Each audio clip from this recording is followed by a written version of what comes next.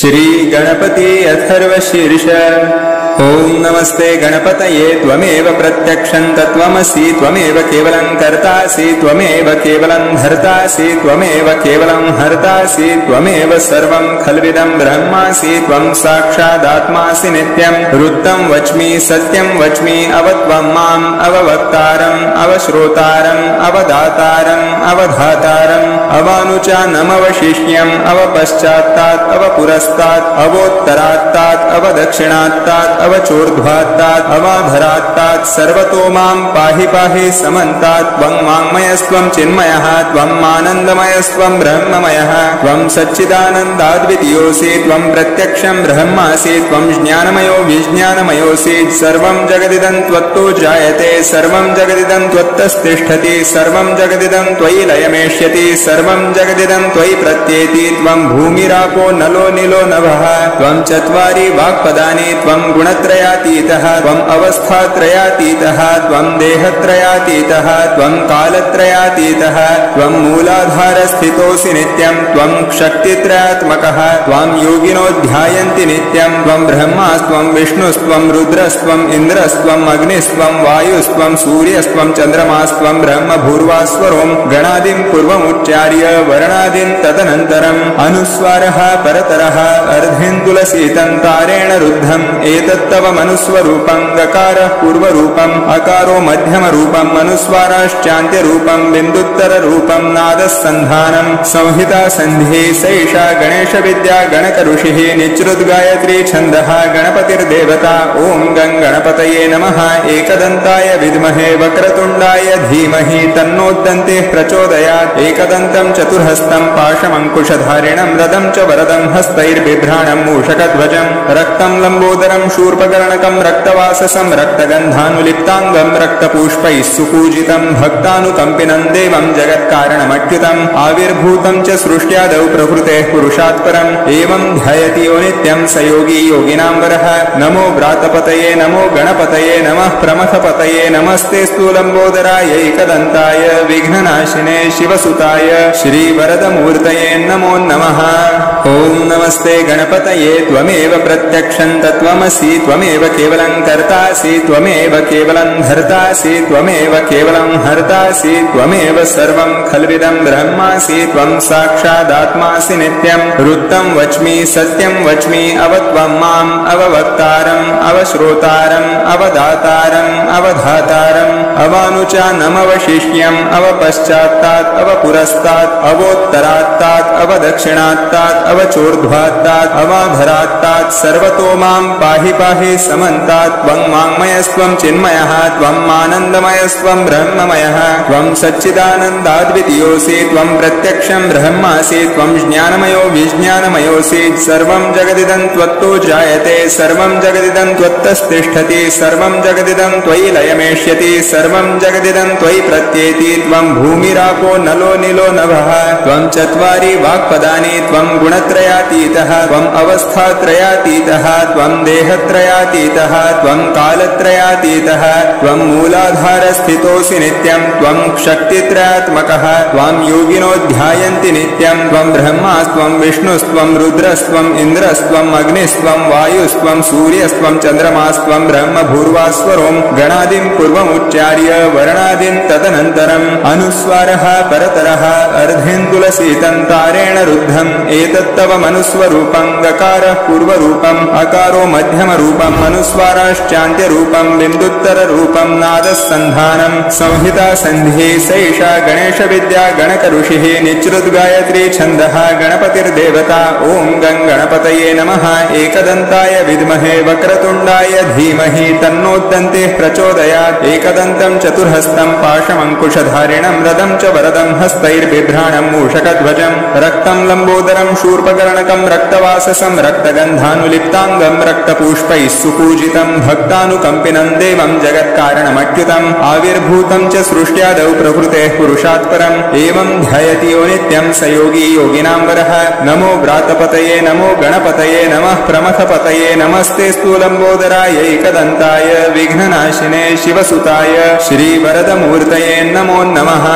ॐ नमस्ते गणपतये त्वमेव प्रत्यक्षं तत्त्वमसि त्वमेव केवलं कर्तासि त्वमेव केवलं धर्तासि त्वमेव केवलं हर्तासि त्वमेव सर्वं खल्विदं ब्रह्मासि त्वं साक्षादात्मासि नित्यं वृत्तं वच्मि सत्यं वच्मि अवत्वं माम् अववक्तारम् अवश्रोतारम् अवदातारम् अवधातारम् अवानुचानमवशिष्यम् अवपश्चात्तात् अवपुरस्तात् अवोत्तरात्तात् अवदक्षिणात्तात् अवचोर्ध्वात्तात् अवाधरात्तात् सर्वतो मां पाहि पाहि समन्तात् त्वं वाङ्मयस्त्वं चिन्मयः त्वं आनन्दमयस्त्वं ब्रह्ममयः त्वं सच्चिदानन्दाद्वितीयोऽसि त्वं प्रत्यक्षं ब्रह्मासि त्वं ज्ञानमयो विज्ञानमयोऽसि सर्वं जगदिदं त्वत्तो जायते सर्वं जगदिदं त्वत्तस्तिष्ठति सर्वं जगदिदं त्वयि लयमेष्यति सर्वं जगदिदं त्वयि प्रत्येति त्वं भूमिरापो नलो निलो नभः त्वं चत्वारि वाक्पदानि त्वं गुणत्रयातीतः त्वं अवस्थात्रयातीतः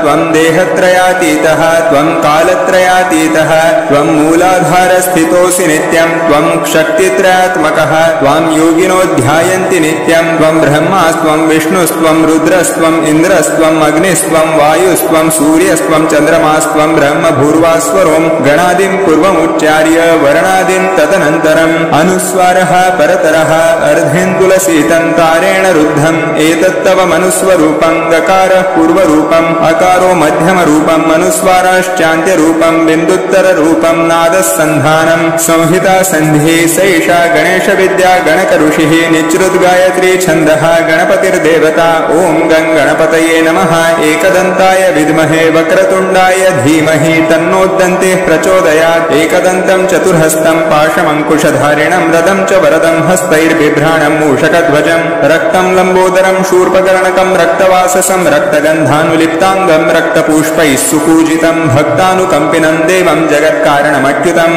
आविर्भूतं च सृष्ट्यादौ प्रकृतेः पुरुषात् परम् एवं ध्यायति यो नित्यं स योगी योगिनां वरः नमो व्रातपतये नमो गणपतये नमः प्रमथपतये नमस्ते स्थूलम्बोदराय एकदन्ताय विघ्ननाशिने शिवसुताय श्रीवरदमूर्तये नमो नमः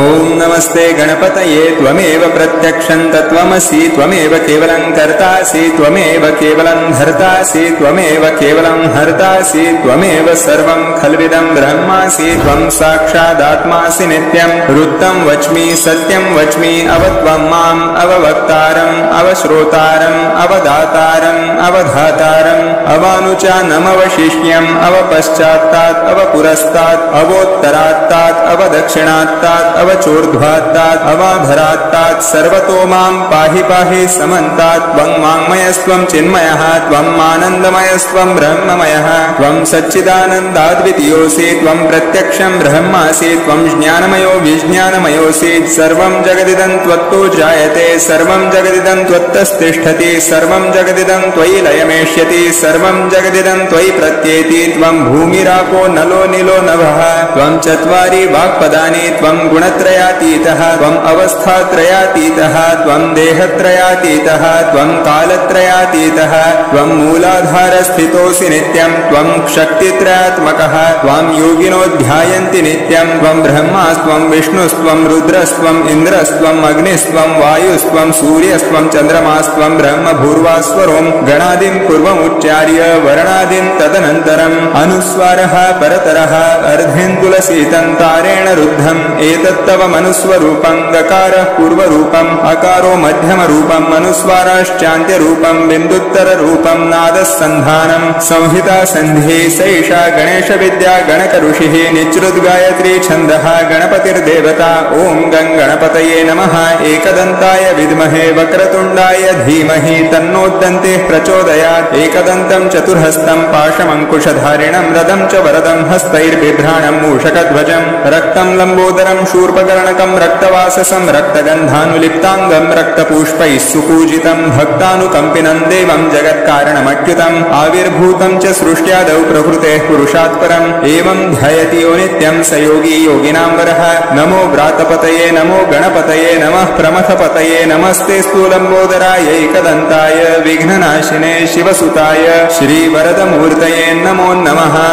ॐ नमस्ते गणपतये त्वमेव प्रत्यक्षं तत्त्वमसि त्वमेव केवलं कर्तासि त्वमेव केवलं धर्तासि त्वमेव केवलं हर्तासि त्वमेव सर्वं खल्विदं ब्रह्मासि त्वं साक्षादात्मासि नित्यं ऋत्तं वच्मि सत्यं वच्मि अवत्वं माम् अववक्तारम् अवश्रोतारम् अवदातारम् अवधातारम् अवानुचानमवशिष्यम् अवपश्चात्तात् अवपुरस्तात् अवोत्तरात्तात् अवदक्षिणात्तात् अवचोर्ध्वात्तात् अवाधरात्तात् सर्वतो मां पाहि पाहि समन्तात् त्वं वाङ्मयस्त्वं चिन्मयः त्वं आनन्दमयस्त्वं ब्रह्ममयः त्वं सच्चिदानन्दाद्वितीयोऽसि त्वं प्रत्यक्षं ब्रह्मासि त्वं ज्ञानमयो विज्ञानमयोऽसि सर्वं जगदिदं त्वत्तो जायते सर्वं जगदिदं त्वत्तस्तिष्ठति सर्वं जगदिदं त्वयि लयमेष्यति सर्वं जगदिदं त्वयि प्रत्येति त्वं भूमिरापो नलो निलो नभः त्वं चत्वारि वाक्पदानि त्वं गुणत्रयातीतः त्वं अवस्थात्रयातीतः त्वं देहत्रयातीतः त्वं कालत्रयातीतः त्वं मूलाधारस्थितोऽसि नित्यं त्वं शक्तित्रयात्मकः त्वां योगिनो ध्यायन्ति नित्यं त्वं ब्रह्मास्त्वं विष्णुस्त्वं रुद्रस्त्वम् इन्द्रस्त्वम् अग्निस्त्वं वायुस्त्वं सूर्यस्त्वं चन्द्रमास्त्वं ब्रह्म भूर्वास्वरों गणादिं पूर्वमुच्चार्य वर्णादिं तदनन्तरम् अनुस्वारः परतरः अर्धेन्दुलसीतन्तारेण रुद्धम् एतत्तव मनुस्वरूपं गकारः पूर्वरूपम् अकारो मध्यमरूपम् अनुस्वाराश्चान्त्यरूपं बिन्दुत्तररूपं नादस्सन्धानं संहिता सन्धिः सैषा गणेशविद्या गणकऋषिः निच्रुद्गायत्री छन्दः गणपतिर्देवता ॐ गणपतये नमः एकदन्ताय विद्महे वक्रतुण्डाय धीमहि तन्नोद्दन्तिः प्रचोदयात् एकदन्तं चतुर्हस्तं पाशमङ्कुशधारिणं रदं च वरदं हस्तैर्बिभ्राणं मूषकध्वजं रक्तं लम्बोदरं शूर्पकर्णकं रक्तवाससं रक्तगन्धानुलिप्ताङ्गं रक्तपुष्पैः सुपूजितं भक्तानुकम्पिनं देवं जगत्कारणमच्युतम् आविर्भूतं च सृष्ट्यादौ प्रकृतेः पुरुषात् परम् एवं ध्यायति यो नित्यं स योगी योगिनां वरः नमो व्रातपतये नमो गणपतये नमः प्रमथपतये नमस्ते स्थूलम्बोदराय एकदन्ताय विघ्ननाशिने शिवसुताय श्रीवरदमूर्तये नमो नमः ॐ नमस्ते गणपतये त्वमेव प्रत्यक्षं तत्त्वमसि त्वमेव केवलं कर्तासि त्वमेव केवलं धर्तासि त्वमेव केवलं हर्तासि त्वमेव सर्वं खल्विदं ब्रह्मासि त्वं साक्षादात्मासि नित्यं ऋत्तं वच्मि सत्यं वच्मि अवत्वं माम् अववक्तारम् अवश्रोतारम् अवदातारम् अवधातारम् अवानुचानमवशिष्यम् अवपश्चात्तात् अवपुरस्तात् अवोत्तरात्तात् अवदक्षिणात्तात् अवचोर्ध्वात्तात् अवाधरात्तात् सर्वतो मां पाहि पाहि समन्तात् त्वं वाङ्मयस्त्वं चिन्मयः त्वं आनन्दमयस्त्वं ब्रह्ममयः त्वं सच्चिदानन्दाद्वितीयोऽसि त्वं प्रत्यक्षं ब्रह्मासि त्वं ज्ञानमयो विज्ञानमयोऽसि सर्वं जगदिदं त्वत्तो जायते सर्वं जगदिदं त्वत्तस्तिष्ठति सर्वं जगदिदं त्वयि लयमेष्यति सर्वं जगदिदं त्वयि प्रत्येति त्वं भूमिरापो नलो निलो नभः त्वं चत्वारि वाक्पदानि त्वं गुणत्रयातीतः त्वं अवस्थात्रयातीतः त्वं देहत्रयातीतः त्वं कालत्रयातीतः त्वं मूलाधारस्थितोऽसि नित्यं त्वं शक्तित्रयात्मकः त्वां योगिनो ध्यायन्ति नित्यं त्वं ब्रह्मास्त्वं विष्णुस्त्वं रुद्रस्त्वम् इन्द्रस्त्वम् अग्निस्त्वं वायुस्त्वं सूर्यस्त्वं चन्द्रमास्त्वं ब्रह्म भूर्वास्वरों गणादिं पूर्वमुच्चार्य वर्णादिं तदनन्तरम् अनुस्वारः परतरः अर्धेन्दुलसीतन्तारेण रुद्धम् एतत्तव मनुस्वरूपं गकारः पूर्वरूपम् अकारो मध्यमरूपम् अनुस्वाराश्चान्त्यरूपं बिन्दुत्तररूपं नादस्सन्धानं संहिता सन्धिः सैषा गणेशविद्या गणकऋषिः निच्रुद्गायत्री छन्दः गणपतिर्देवता ॐ गणपतये नमः एकदन्ताय विद्महे वक्रतुण्डाय धीमहि तन्नोद्दन्तिः प्रचोदयात् एकदन्तं चतुर्हस्तं पाशमङ्कुशधारिणं रदं च वरदं हस्तैर्बिभ्राणं मूषकध्वजं रक्तं लम्बोदरं शूर्पकर्णकं रक्तवाससं रक्तगन्धानुलिप्ताङ्गं रक्तपुष्पैः सुपूजितं भक्तानुकम्पिनं देवं जगत्कारणमच्युतम् आविर्भूतं च सृष्ट्यादौ प्रकृतेः पुरुषात् परम् एवं ध्यायति यो नित्यं स योगी योगिनां वरः नमो व्रातपतये नमो गणपतये नमः प्रमथपतये नमस्ते स्थूलम्बोदराय एकदन्ताय विघ्ननाशिने शिवसुताय श्रीवरदमूर्तये नमो नमः। ॐ नमस्ते गणपतये त्वमेव प्रत्यक्षं तत्त्वमसि त्वमेव केवलं कर्तासि त्वमेव केवलं धर्तासि त्वमेव केवलं हर्तासि त्वमेव सर्वं खल्विदं ब्रह्मासि त्वं साक्षादात्मासि नित्यं रुद्धं वच्मि सत्यं वच्मि अवत्वं माम् अववक्तारम् अवश्रोतारम् अवदातारम् अवधातारम् अवानुचानमवशिष्यम् अवपश्चात्तात् अवपुरस्तात् अवोत्तरात्तात् अवदक्षिणात्तात् अवचोर्ध्वात्तात् अवाधरात्तात् सर्वतो मां पाहि पाहि समन्तात् त्वं वाङ्मयस्त्वं चिन्मयः त्वं आनन्दमयस्त्वं ब्रह्ममयः त्वं सच्चिदानन्दाद्वितीयोऽसि त्वं प्रत्यक्षं ब्रह्मासि त्वं ज्ञानमयो विज्ञानमयोऽसि सर्वं जगदिदं त्वत्तो जायते सर्वं जगदिदं त्वत्तस्तिष्ठति सर्वं जगदिदं त्वयि लयमेष्यति सर्वं जगदिदं त्वयि प्रत्येति त्वं भूमिरापो नलो निलो नभः त्वं चत्वारि वाक्पदानि त्वं गुणत्रयातीतः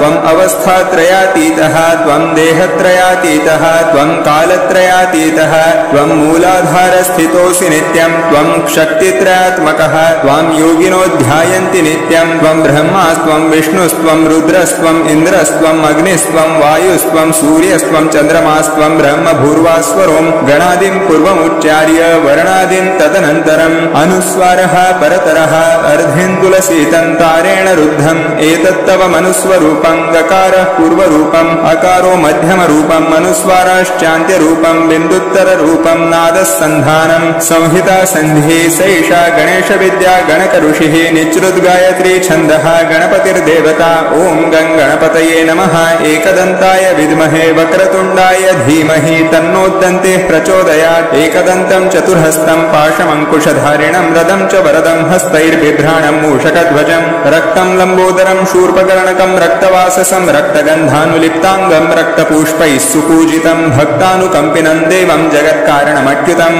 आविर्भूतं च सृष्ट्यादौ प्रकृतेः पुरुषात् परम् एवं ध्यायति यो नित्यं स योगी योगिनां वरः नमो व्रातपतये नमो गणपतये नमः प्रमथपतये नमस्ते स्थूलम्बोदराय एकदन्ताय विघ्ननाशिने शिवसुताय श्रीवरदमूर्तये नमो नमः। ॐ नमस्ते गणपतये त्वमेव प्रत्यक्षं तत्त्वमसि त्वमेव केवलं कर्तासि त्वमेव केवलं धर्तासि त्वमेव केवलं हर्तासि त्वमेव सर्वं खल्विदं ब्रह्मासि त्वं साक्षादात्मासि नित्यं रुद्धं वच्मि सत्यं वच्मि अवत्वं माम् अववक्तारम् अवश्रोतारम् अवदातारम् अवधातारम् अवानुचानमवशिष्यम् अवपश्चात्तात् अवपुरस्तात् अवोत्तरात्तात् अवदक्षिणात्तात् अवचोर्ध्वात्तात् अवाधरात्तात् सर्वतो मां पाहि पाहि समन्तात् त्वं वाङ्मयस्त्वं चिन्मयः त्वं आनन्दमयस्त्वं ब्रह्ममयः त्वं सच्चिदानन्दाद्वितीयोऽसि त्वं प्रत्यक्षं ब्रह्मासि त्वं ज्ञानमयो विज्ञानमयोऽसि सर्वं जगदिदं त्वत्तो जायते सर्वं जगदिदं त्वत्तस्तिष्ठति सर्वं जगदिदं त्वयि लयमेष्यति सर्वं जगदिदं त्वयि प्रत्येति त्वं भूमिरापो नलो निलो नभः त्वं चत्वारि वाक्पदानि त्वं गुणत्रयातीतः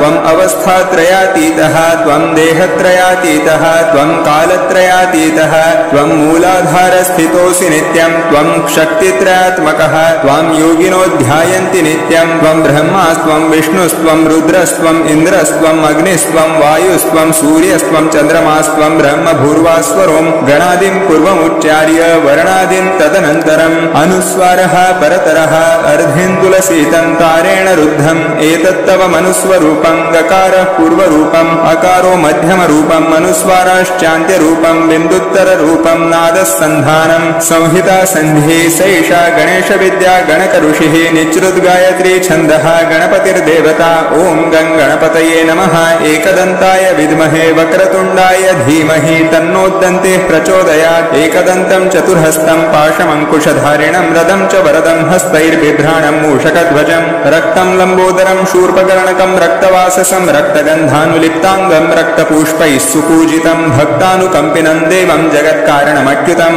आविर्भूतं च सृष्ट्यादौ प्रकृतेः पुरुषात् परम् एवं ध्यायति यो नित्यं स योगी योगिनां वरः नमो व्रातपतये नमो गणपतये नमः प्रमथपतये नमस्ते स्थूलम्बोदराय एकदन्ताय विघ्ननाशिने शिवसुताय श्रीवरदमूर्तये नमो नमः।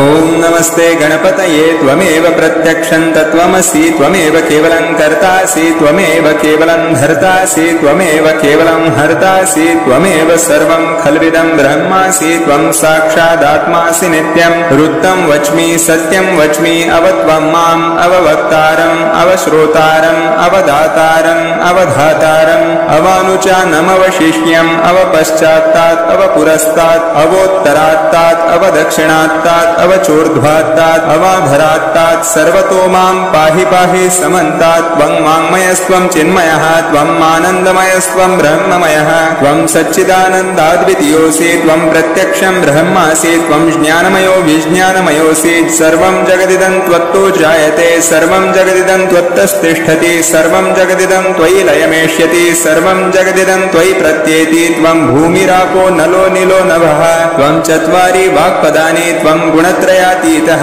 त्वम् अवस्थात्रयातीतः त्वं देहत्रयातीतः त्वं कालत्रयातीतः त्वं मूलाधारस्थितोऽसि नित्यं त्वं शक्तित्रयात्मकः त्वां योगिनो ध्यायन्ति नित्यं त्वं ब्रह्मास्त्वं विष्णुस्त्वं रुद्रस्त्वम् इन्द्रस्त्वम् अग्निस्त्वं वायुस्त्वं सूर्यस्त्वं चन्द्रमास्त्वं ब्रह्म भूर्वास्वरों गणादिं पूर्वमुच्चार्य वर्णादिं तदनन्तरम् अनुस्वारः परतरः अर्धेन्दुलसीतं तारेण रुद्धम् एतत्तव मनुस्वरूपं गकारः पूर्वरूपम् अकारो मध्यमरूपम् अनुस्वाराश्चान्त्यरूपम् बिन्दुत्तररूपं नादस्सन्धानम् संहिता सन्धिः सैषा गणेशविद्या गणकऋषिः निच्रुद्गायत्री छन्दः गणपतिर्देवता ॐ गं गणपतये नमः एकदन्ताय विद्महे वक्रतुण्डाय धीमहि तन्नोद्दन्तिः प्रचोदयात् एकदन्तं चतुर्हस्तं पाशमङ्कुशधारिणं रदं च वरदं हस्तैर्बिभ्राणं मूषकध्वजं रक्तं लम्बोदरं शूर्पकर्णकं रक्तवाससं रक्तगन्धानुलिप्ताङ्गं रक्तपुष्पैः सुपूजितं भक्तानुकम्पिनं देवं जगत्कारणमच्युतम्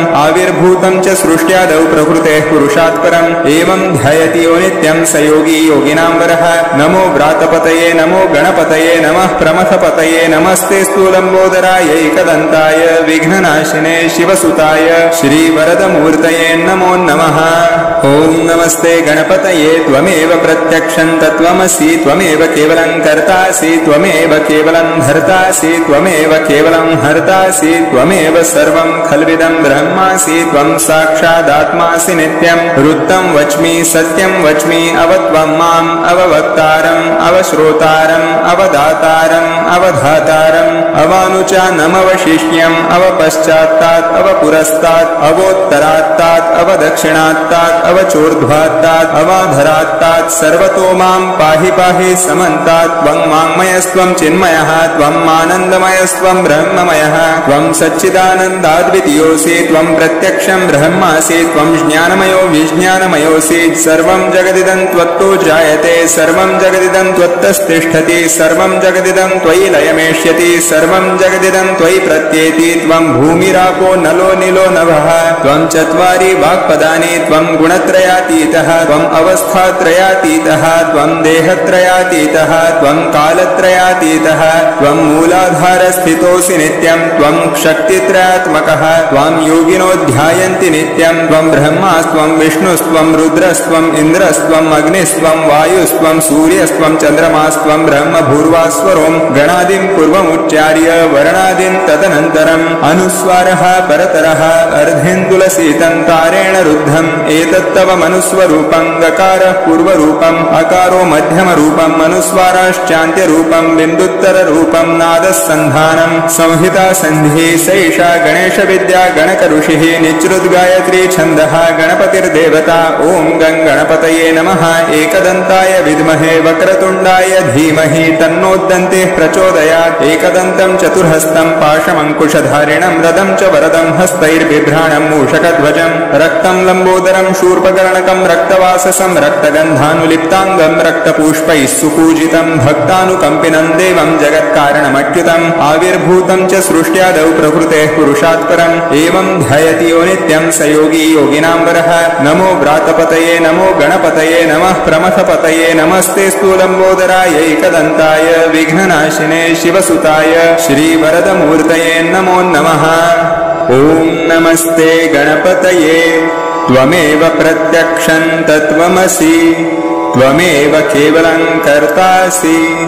त्वमेव केवलं धर्तासि त्वमेव केवलं हर्तासि त्वमेव सर्वं खल्विदं ब्रह्मासि त्वं साक्षादात्मासि नित्यं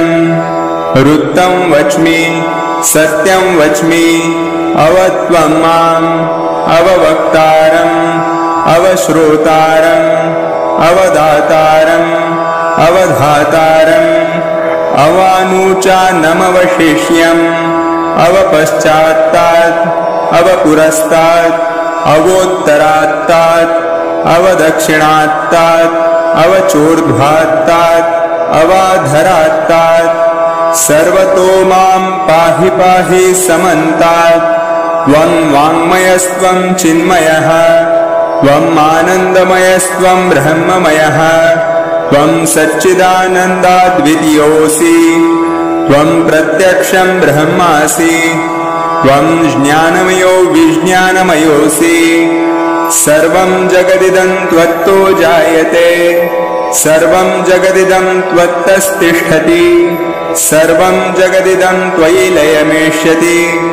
सर्वं जगदिदं त्वयि प्रत्येति त्वं भूमिरापो नलो निलो नभः त्वं चत्वारि वाक्पदानि त्वं गुणत्रयातीतः त्वम् अवस्थात्रयातीतः त्वं देहत्रयातीतः त्वं कालत्रयातीतः त्वं मूलाधारस्थितोऽसि नित्यम् त्वं शक्तित्रयात्मकः त्वां योगिनो ध्यायन्ति नित्यम् त्वं ब्रह्मा